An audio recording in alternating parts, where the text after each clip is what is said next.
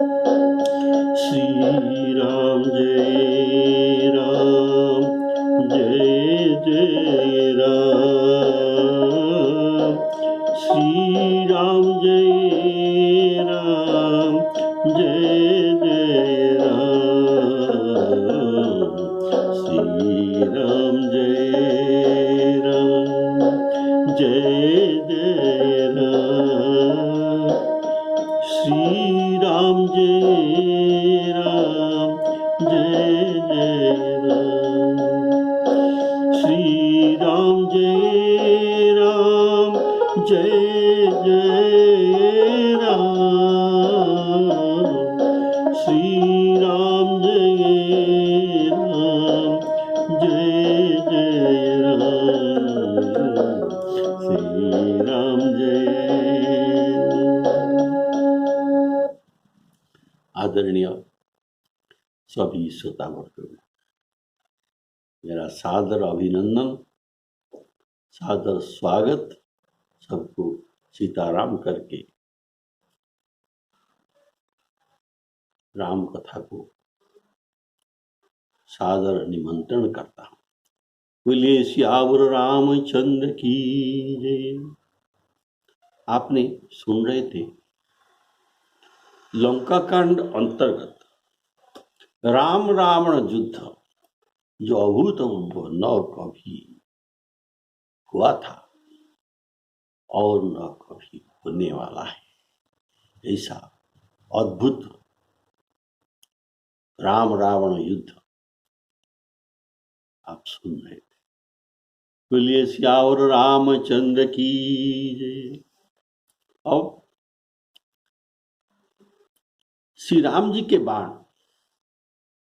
रावण की ओर ऐसे चले मानो पक्ष युक्त सर्प हो।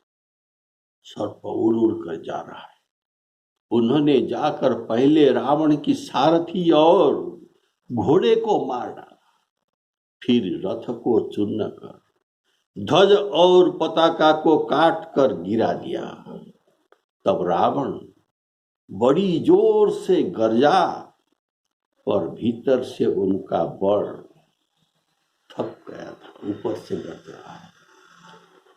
रावण लज्जित होकर तुरंत और एक रथ पर चढ़कर उसने अनेक प्रकार के अस्त्र शस्त्र छोड़े। उसके सब प्रयत्न निष्फल हो रहे। कैसे निष्फल हो रहे? जैसे परद्रोह में तत्पर मतवाले खड़ों के सब उद्योग निष्फल हो जाते हैं, वैसे रावण का सब उद्योग निष्फल हो रहा है।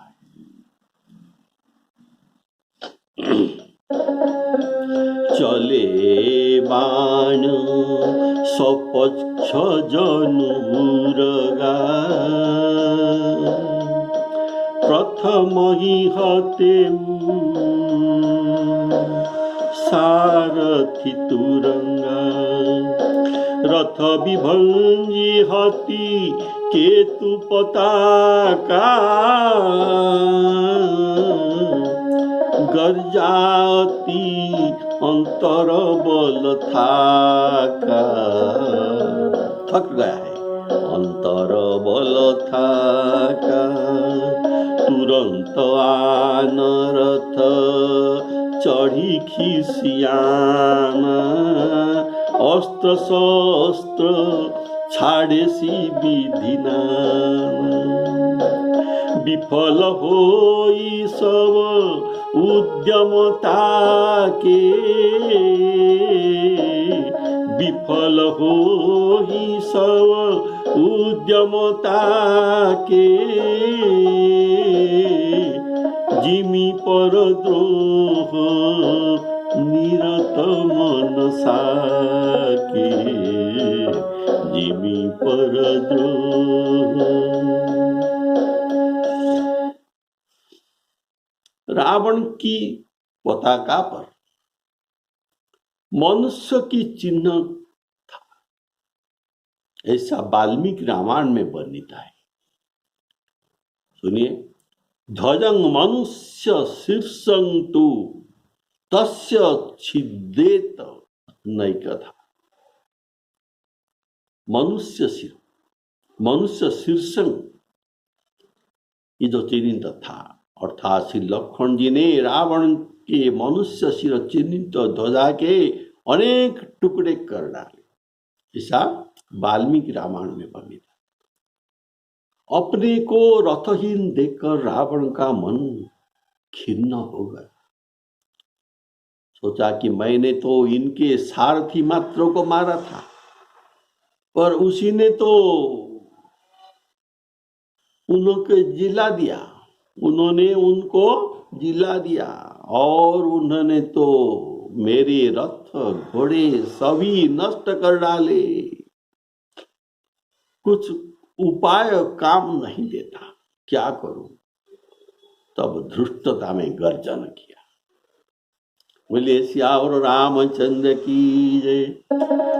रथ विभंजी हति केतु पताका, गर्जाती अंतर बल थाका। रघुनाथ जी का पराक्रम को देखकर रावण हृदय में हार गया और जी से समझ लिया कि इनसे जितना कठिन है। हृदय से हार गया, अंतर्बल थाका, थक गया इसका अंतर्बल।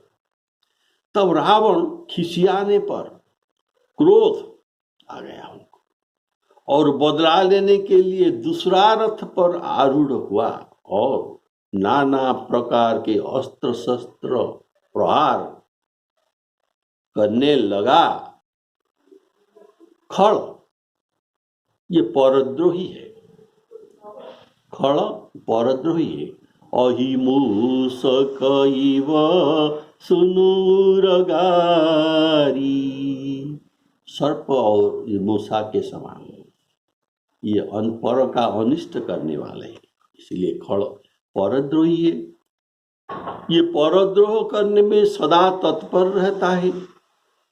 खल बिनु स्वार्थ पर अपकारी,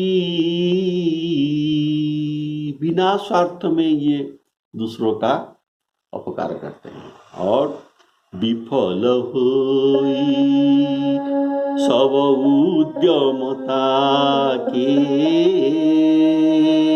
जिमी परद्रोह निरत मनसा के। श्री राम जय राम। तब रावण ने 10 त्रिशूल चलाए और उनसे श्री राम जी के रथ के चारों घोड़ों को मारकर अर्थात घायल करके पृथ्वी पर गिरा दिया। घोड़ों को उठाकर श्री रघुनाथ जी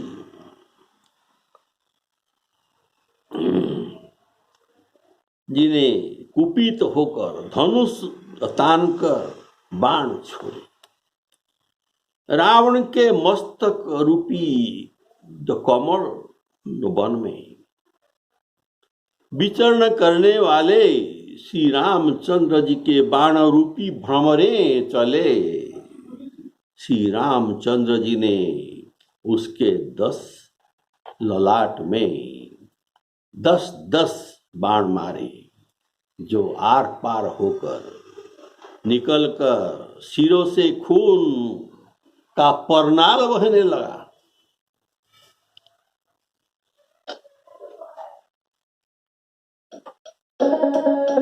तब रावण 10 शूल चलाए, बाजी चारी मही मारी गिराए।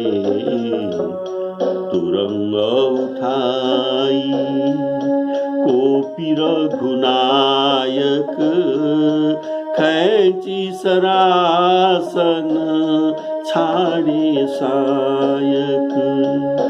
रावण सिर सरोज बनचारी चले रघुबीर सिली मुख नारी दस दस बाण भाल दस मारे निसरी गए चले रुधिर पनारे श्री राम जय। प्रथम रावण ने श्री राम जी के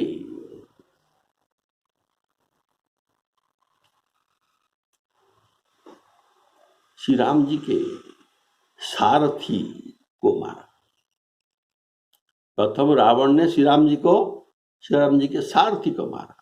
उसके बदल में श्री राम जी ने उसके घोड़े और सारथी को मारा, रथों को चूर चूर कर दिया और उसके केतु पताका रथ का जो था इसको तो काट कर गिरा दिए। इसके बदल में रावण अब 10 सूल चलाता है। ये 10 सूल से 4 घोड़े मारे गए। तब रावण 10 सूल चलाए, बाजी 4 मही मारी गिराए। रावण के रथ टुकड़े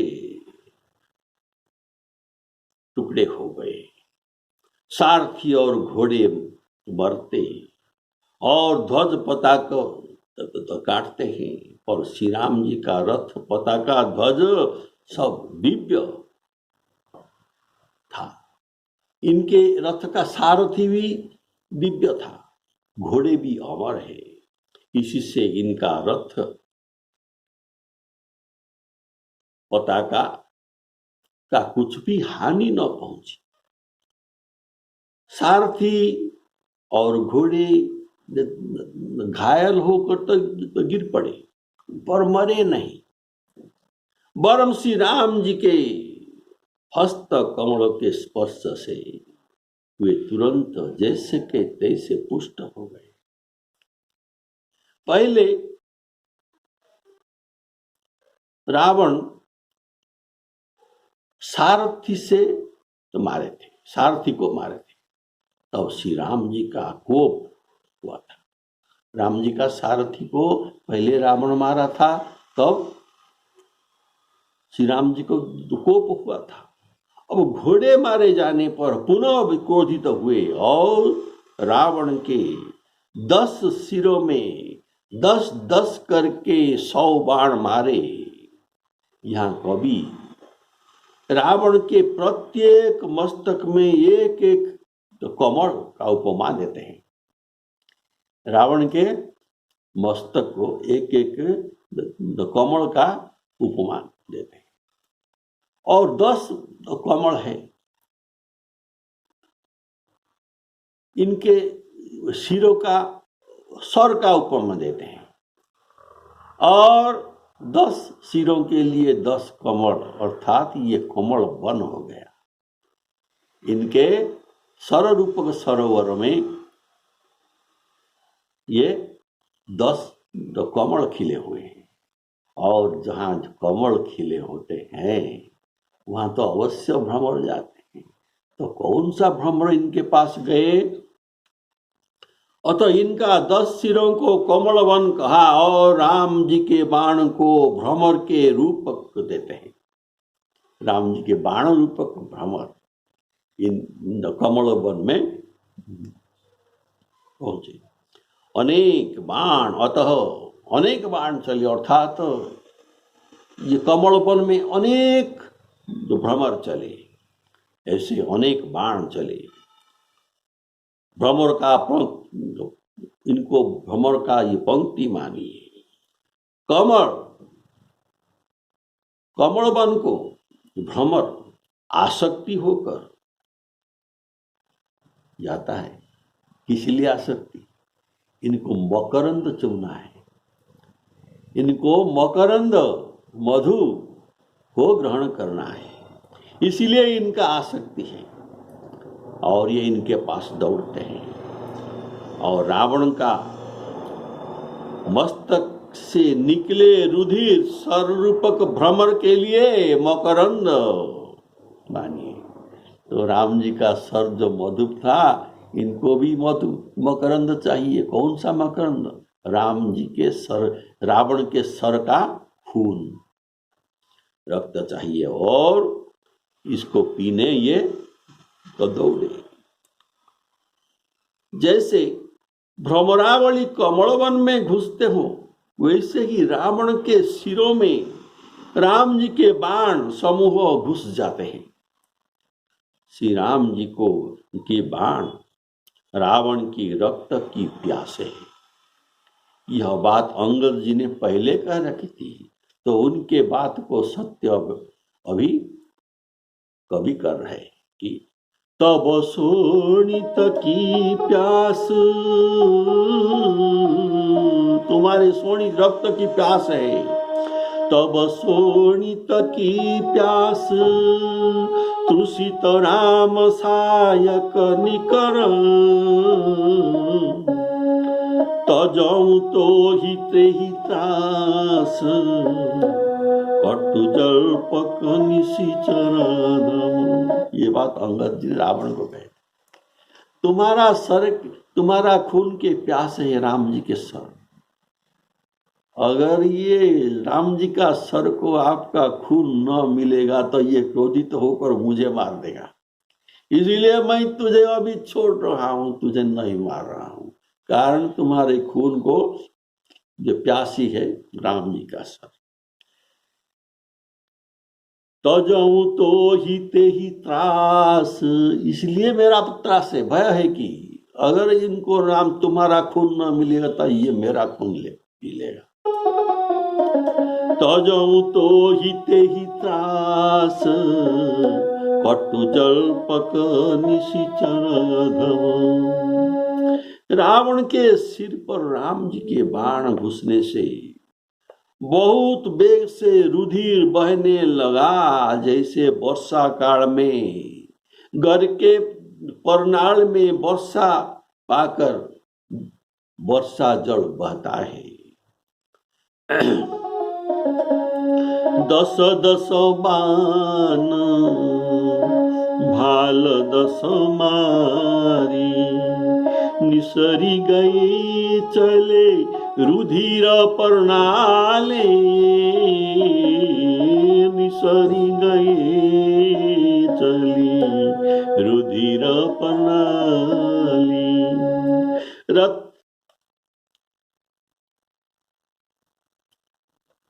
रथ के रक्त का बहते हुए, रुधिर बहते हुए बलवान रावण ने दौड़ा।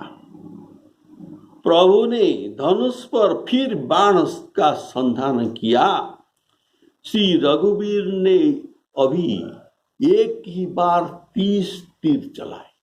कितना तीर? 30 तीर चलाए और भुजाओं सहित उनके सिरों पृथ्वी पर गिरा दिए। सिर और भुजाएं देखिए, 10 सिर के लिए 10 सर और 20 भुजाओं के लिए 20 और 10 30 सर चलाए। सिर और भुजाएं काटते ही आश्चर्य बात है कि फिर नए सिर और नए भुजे आ गए।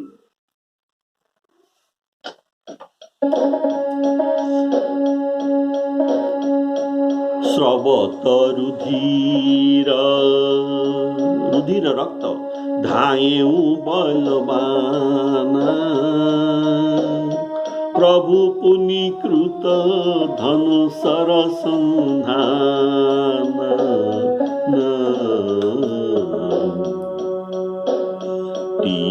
तीर रघुवीर पवारे, भुजनी समेत शीश मही पारी।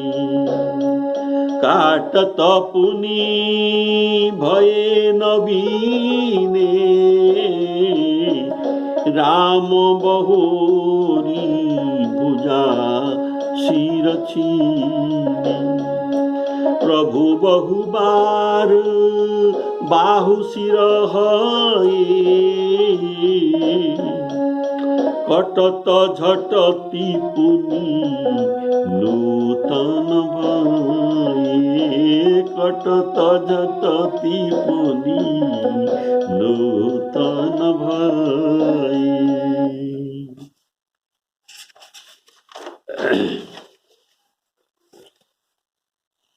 रावण के शरीर से रुधिर प्रवाह होने पर भी वह धावा करता है। रुधिर प्रवाह करने पर कोई धावा नहीं करता, इसीलिए कवि उसे बलवान कहते हैं, बलवान रावण। सबत शरीर सबत रुधिर धाएऊ बलवाना, इसलिए उनको बलवान कहा। प्रभु उसके सिर छेदन के लिए 100 सर चलाए और फिर तीर छोड़ते हैं। पहले तो 100 सिर चलाए थे, अभी तो अब फिर तीर छोड़ते हैं। प्रथम बार सिर घायल हुआ, रुधिर निकला, लेकिन सिर नहीं गिरा। अब की बार जो सर छोड़ेंगे उसमें उसका सिर गिर जाएगा। 10 सिरों के लिए 10 सर और 20 भुजाएं के लिए 20 सर मारे। कारण पृथक पृथक सबको छेदना है, सबके लिए एक। इसलिए रघुनाथ 30 तीर चलाकर शीश और भुजाओं को गिरा दिया।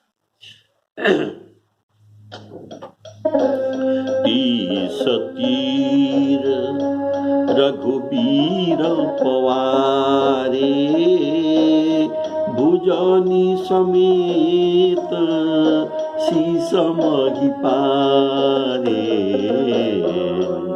श्री राम जय राम। ब्रह्मा और शिवजी ने वरदान दिए थे कि रावण को उनका सिर कटने पर फिर नवीन सिर उत्पन्न हो जाएंगे। तो लिखा है, मैं ब्रह्मा, मैं अर्थात शिवजी, मैं ब्रह्मा, शिवजी और ब्रह्मा जी मिलकर मैं ब्रह्मा मिली तेहि वर दीना। अध्यात्म रामायण में जो वर्णित है सुनिए। विच्छिन्ना बाहोप्यस्य, विच्छिन्ना बाहोव्यप्यस्य, बाहु विच्छिन्न हो जाने पर, विच्छिन्ना बाहोप्यस्य विच्छिन्नानि शिरांसि च, शिर भी विच्छिन्न हो जाने पर उत्पत्यन्त्य पुनः, उत्पत्यन्ति पुनः शीघ्रम, शीघ्र ही उत्पन्न हो जाए। इति आहु भगवान अज, यह वरदान भगवान अज ने दिया था, ब्रह्मा ने। इसीलिए बाहु और सिर को काटते ही पुनः नवीन उत्पन्न हो गए।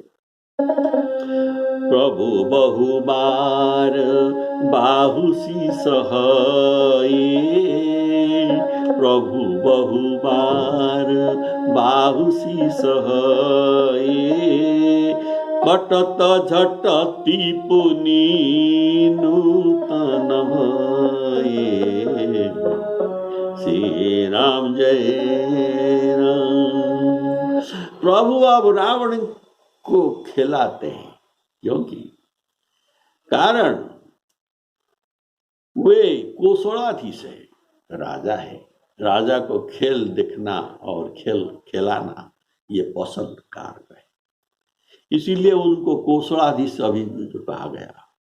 वे कोसलाधीश अति कौतुकी है, इसके कारण बारंबार उनका सिर और बाहु को छेदन करते हैं। ये उनका तो कौतुक है। और वे फिर तत्क्षणात नए नए उत्पन्न हो जाते हैं। प्रभु बहुबार बाहुसी सहये कटत झटती पुनि नूतन भई। कारण थोड़े से दान में बहुत फल मिलता है। यहाँ दान का महात्म्य गोस्वामी जी वर्णन करते हैं कि थोड़े से दान में दान का फल बहुत बड़ा है।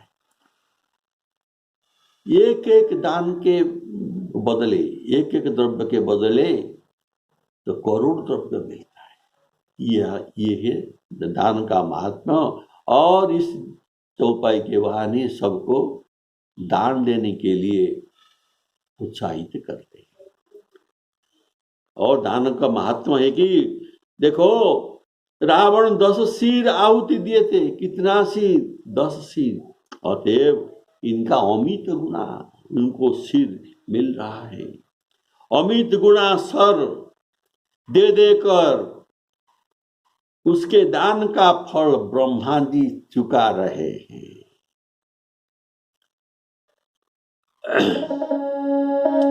सादर शिव कहूं शीस चढ़ाए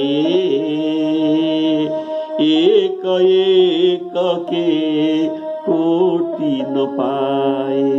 एक सिर के लिए कोटि सिर पा रहा है। ऐसा देख पड़ता है कि आकाश में और कुछ नहीं देख पड़ता, केवल सिर और बाहु ही आकाश में छा गए। मानो अगणित केतु और राहु आकाश में फिर रहे हैं। पुनि पुनि प्रभु काटत भुज शीसा पुनि पुनि प्रभु काटत भुज शीसा अति कौतुकी कोसलाधीसा श्री राम जय राम। रहे छाई नभ शिर अरु बाहु मानहु अमित केतु अरु राहु श्री राम जय राम। ऐसा मालूम होता है मानो अनेक राहु और केतु रुधिर बहाते हुए आकाश मार्ग में दौड़ रहे हो। रघुवीर के तीक्ष्ण बाण उनमें लगते हैं, इसी से वे पृथ्वी पर गिरते नहीं पाते, आकाश में ही ये उड़ते हैं, पृथ्वी में गिरते नहीं पाते।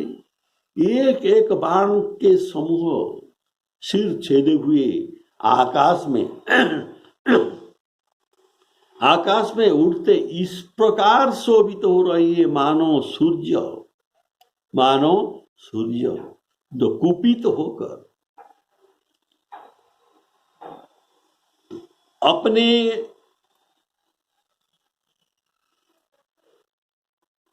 किरण समूह, सूर्य कुपित होकर अपने किरण समूह को जहां तहां राहुओं को गूंथ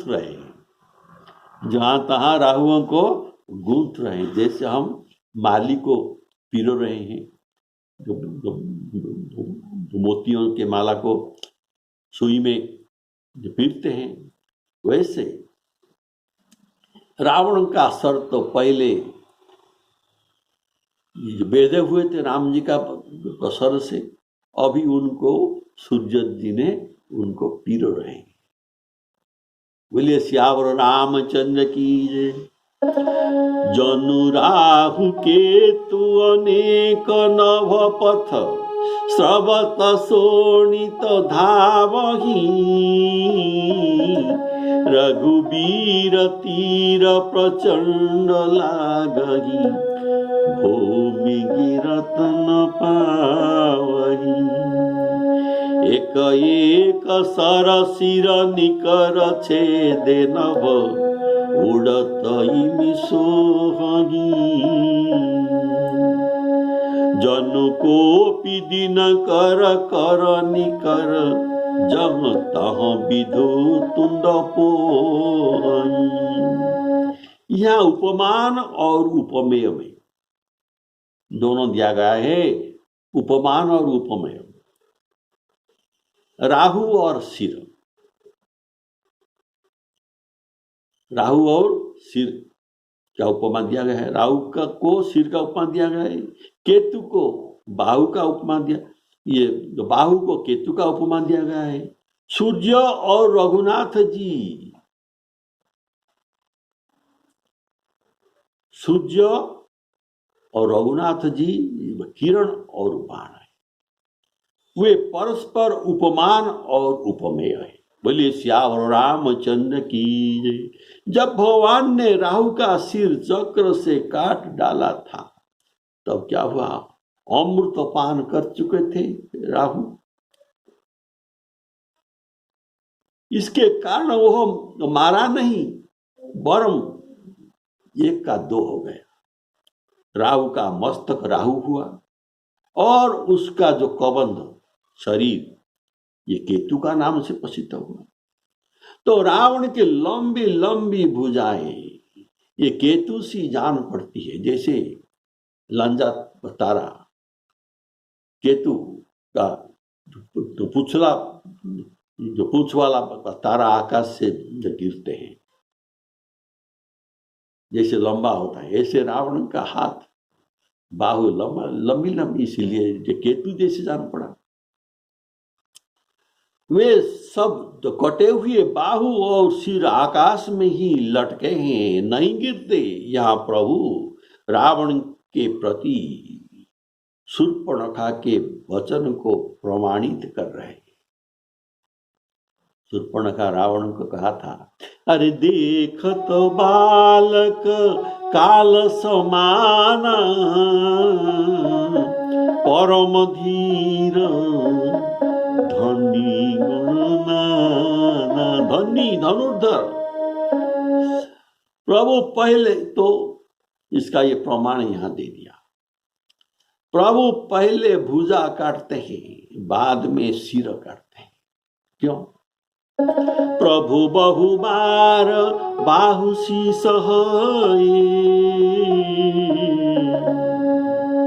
काटत ही पुनि नूतन भाई।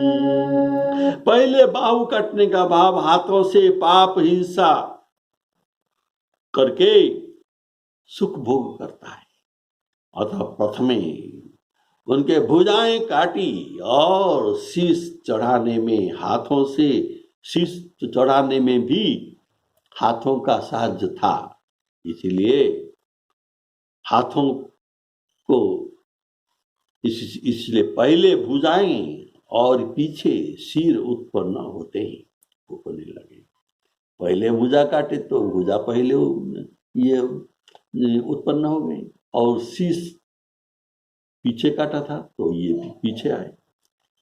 तो मालाएं पोही जाती है और मुंडों की मालाएं, रावण का मुंडों की मालाएं अभी जो पोहा जाएगा।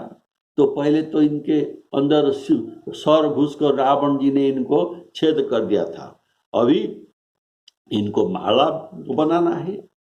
तो संसान के देवता भूत प्रेत ये माल, मुंडों की माल पहनते हैं, इससे केवल सिरों को ही पोहना कहा गया। राहु और सूर्य का वैरभाव है, मानो सूर्य अपने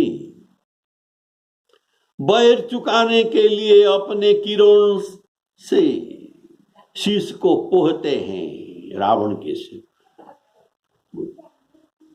राहु के सिर को। तो यहाँ जो उपमा दिया गया है,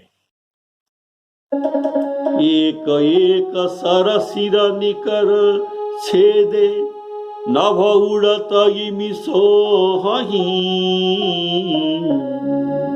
जनु कोपी दिन कर कर निकर जहाँ तहाँ विधु तुंद पोई। जैसे जैसे प्रभु उसके सिरों को काटते हैं वे तैसे तैसे हुए इस तरह बढ़ते जाते हैं जैसे विष सेवन करने से कामों दिनों दिन बढ़ते हैं। ये तृप्ति नहीं हो गई। जिमी जिमी प्रभु हरता सुशिर तिमी तिमी होगी अपार सेवत विषय विवर्ध जिमी नित नित नूतन श्री राम जय राम जय जय राम। श्री सीतारामार्पणमस्तु। राम रावण युद्ध आगे का क्षण में भी आप सुनते रहेंगे। श्री सीतारामार्पणमस्तु।